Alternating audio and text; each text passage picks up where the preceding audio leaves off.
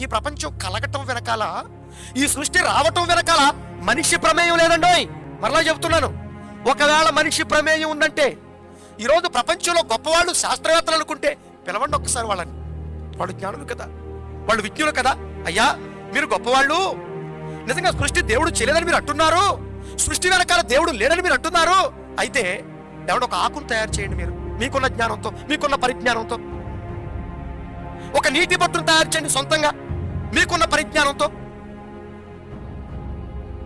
లేదా లేదా ఒకవేళ సృష్టి గురించి పక్కన పెట్టండి.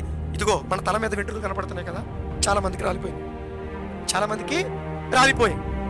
రాలిపోయిన వాళ్ళందరికీ కొన్ని వెంట్రుకలు మొలిపించమని ఇప్పుడు చూద్దాం. మొలిపించగలరా అండి? ఏమైనా వరి నాట్లేంటి, వరి పొలంలో నాట్లేస్తే మరలా ఏమంటే పంట వచ్చినట్టుగా నువ్వు వెంట్రుకలు నాటితే మళ్ళా వెంట్రుకలు వస్తాయేంటి?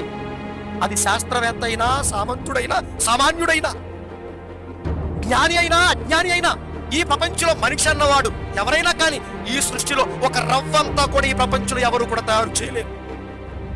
అన్నప్పుడు ఈ ప్రపంచం అంతా కూడా నోరు మూసుకుని దేవుడు ఒప్పుకుని తీరాలి. ఎస్.